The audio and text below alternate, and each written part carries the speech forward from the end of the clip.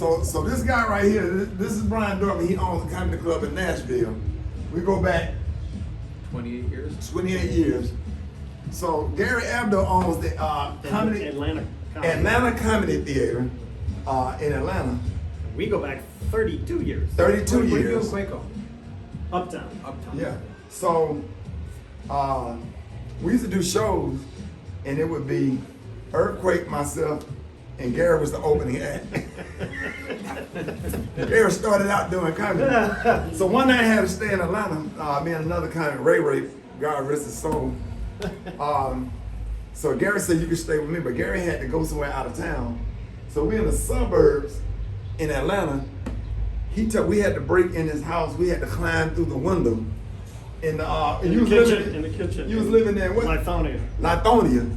So we had to climb through the window to get in his house in a white neighborhood, me and another black comedian. So we go in there, we go in the living room, we find a blanket and go to sleep.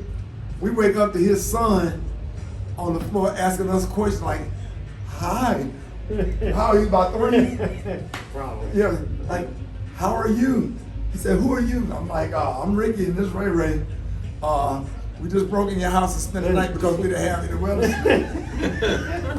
We were messing with his mind somebody. How old Cameron now, 30? 33. 33. And with a baby that looks just like him. Yeah, 33 years. So we go way back. We got stories. So we said, we all You got the picture I texted you about. It was the 30-year anniversary from opening Uptown. Yeah. And it was you, me, Quake at the Shoney's. Yeah. Anniston, Alabama, and we drew it out on a napkin. We drew out what it would look like, what the layout of the place. We came up with a whole comedy club concept, wrote it out on a napkin in Anniston, Alabama after the show. Yep. And the club was successful. Everybody that's famous now performed at that club. But I was the first one to go on stage to tell the first joke.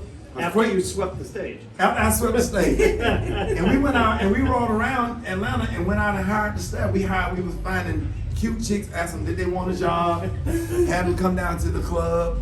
And once they come down to the club, what's his name? G. Yeah, G. And had it set up.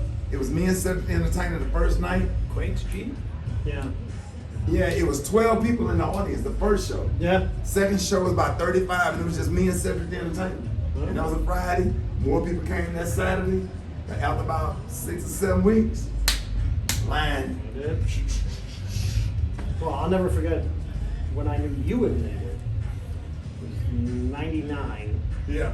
And you hadn't been to the club in a minute, and you were headlining. And I wore that peach suit. And that Steve Harvey bought me. And you were on radio, and I got back to the club, and this is the old days, you couldn't buy anything online, there was no online. Right. There's a line down the hall in the middle of the day to buy tickets for you. I was like, Yeah, I never seen what that. the hell is going on? Yeah, absolutely. What is going on? I was the joint in 99.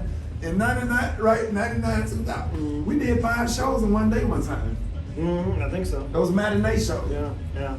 Clash got that idea from Steve. Did we do something like that? I'll tell you, we did Memorial. We were talking about like every Wednesday for a whole year. Yeah. And then Memorial Day, 10 shows, 3 Friday, 3 Saturday, 4 Sunday. Yeah. When I had the energy. Yeah. When I had the energy too. I had to do it here. All there together. I didn't even go on stage. I don't have the energy to do that anymore. What time is nap time tonight? Exactly. Because we gotta take a nap Right. before or after you go on Right. stage. Yeah. You know what we talk about on the radio all the time, especially K talk about one night he bombed. He said it was so bad he could hear the dishes clinking in the back. I bring it up on the radio. And so what Quake did after Special K came on stage, it was funny. So we called Quake on the phone to talk about it. And got him on the phone and we were talking about it. And I said, I got Quake on the phone. And Quake started going, man, we laughed our ass off. Special K said, I'd never bomb again.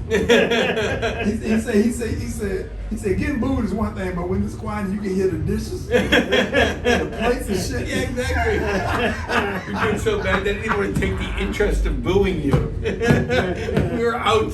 We're not even listening anymore. Remember we all went and auditioned for Showtime at the Apollo, that lady named Sarah, she didn't pick none of us. They had a lady that hated comedians. Yeah. Auditioning comedians to be on Showtime at the Apollo, and we all went up there and killed it. She didn't like None of us got tickets. Me, Quake, Monique, Mm-hmm. a few of us had drove from Birmingham. But that's why comedy's the best right now, because you guys are doing it. Yeah. Right? You had people that were the gatekeepers that didn't understand comedy or care about comedy. Right. Now the best comics are doing, you're on the radio, podcast, everything. Yeah. And you get your own audience. No, I was This saying, time's never been better. today, I was telling my manager in the club, I said, going to see Rickey, it reminds me, Quake, Arnez, Monique, Bruce, you, Yeah. Don Curry. That was our tour. It's a whole, Yeah. that was a whole different, those comedians don't exist anymore. Yeah. It's Like 5:51. that. Well, it's The new